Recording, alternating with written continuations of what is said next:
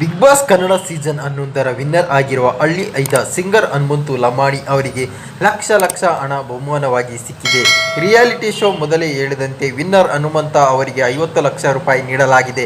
ಇದರ ಜೊತೆಯಲ್ಲಿಯೇ ಇತರೆ ಬಹುಮಾನ ಹನುಮಂತು ಅವರ ಪಾಲಾಗಿದೆ. ಕೊನೆಯ 3 ಫೈನಲಿಸ್ಟ್ಗಳಾಗಿದ್ದ ರಜತ್, ಕಿಶನ್, ತ್ರಿವಿಕ್ರಮ್ ಮತ್ತು ಹನುಮಂತು ಅವರನ್ನು ಸುದೀಪ್ ಅವರೇ ಬಿಗ್ ಬಾಸ್ ಮನೆಯೊಳಗೆ ಹೋಗಿ ಕರೆದುಕೊಂಡು ಬಂದಿದ್ದರು. ವೇದಿಕೆ ಮೇಲೆ 3 ಪೈಕಿ ರಜತ್ ಮೊದಲನೆಯದಾಗಿ ಔಟ್ ಆದರು. ನಂತರ ಸುದೀಪ್ ಅವರ ಪಕ್ಕದಲ್ಲಿ ಹನುಮಂತ ಮತ್ತು ತ್ರಿವಿಕ್ರಮ್ ನಿಂತುಕೊಂಡಿದ್ದರು. ತ್ರಿವಿಕ್ರಮ್, ನಾನು ಸುದೀಪ್ ಅವರೇ ಎಡಭಾಗದಲ್ಲಿ ನಿಲ್ಲಬೇಕೆಂದು ಹೇಳಿ ಲೆಫ್ಟ್ ನಿಂತುಕೊಂಡರು. ಸುದೀಪ್ ಅವರ ಬಲಭಾಗದಲ್ಲಿ ಹನುಮಂತು ನಿಂತುಕೊಂಡರು. ಈ ಬಾರಿ ಪ್ರೇಕ್ಷಕರನ್ನು ಹೆಚ್ಚು ಕಾಯಿಸದೆ ಕೆಲವೇ ನಿಮಿಷದಲ್ಲಿ ವಿನ್ನರ್ ಹೆಸರು ಪ್ರಕಟಿಸಿದರು.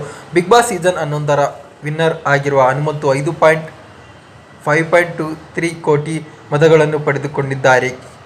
ಮೊದಲ ರನ್ನರ್ ಅಪ್ ತ್ರಿವಿಕ್ರಮ್ 2 ಕೋಟಿ ಹೆಚ್ಚು ಮತಗಳನ್ನು ಪಡೆದುಕೊಂಡಿದ್ದಾರೆ. ವಿಜೇತ ಹನುಮಂತ ಅವರು 50 ಲಕ್ಷ ರೂಪಾಯಿ ಜೊತೆಯಲ್ಲಿ ಇನ್ನಿತರ ನಗದು ಬಹುಮಾನ ಪಡೆದುಕೊಂಡಿದ್ದಾರೆ. ಇನ್ನು ತ್ರಿವಿಕ್ರಮ್ ಅವರು ರನ್ನರ್ ಅಪ್ ಆಗಿ ಒಟ್ಟು 15 ಲಕ್ಷ ರು ನಗದು ಬಹುಮಾನವನ್ನು ಗೆದ್ದುಕೊಂಡಿದ್ದಾರೆ. ಇಂಡಿವಿಜುವಲ್ ಬೈ ಟಿಡಿಎಂಟಿ ಸ್ಟೀಲ್ ವತಿಯಿಂದ ಹನುಮಂತು ಅವರಿಗೆ 10 ಲಕ್ಷ ರೂಪಾಯಿ ನೀಡಲಾಯಿತು. ನಂತರ ಲಕ್ಸುರಿ ಪಾಯಿಂಟ್ಸ್ ನೀಡುತ್ತಿದ್ದ ಜರಾಫ್ ವತಿಯಿಂದ ವಿನ್ನರ್ ಆಗಿರುವ ಹನುಮಂತರಿಗೆ 5 ಲಕ್ಷ ರೂಪಾಯಿ ನೀಡಲಾಗಿತ್ತು.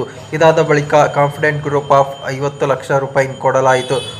ಬಹುಮಾನವಾಗಿ ಒಟ್ಟು 65 ಲಕ್ಷ ರೂಪಾಯಿ ಹಣ ಹನುಮಂತ ಅವರಿಗೆ ಸಿಕ್ಕಿದೆ. ಹನುಮಂತು ಅವರ ಗ್ರಾಮದ ಭಜನಾ ಮಂಡಳಿ ತಂಡದ ಸದಸ್ಯರು ಬಿಗ್ ಬಾಸ್ ಮನೆಯೊಳಗೆ ಸಂಗೀತ ಕಾರ್ಯಕ್ರಮ ನೀಡಿದರು.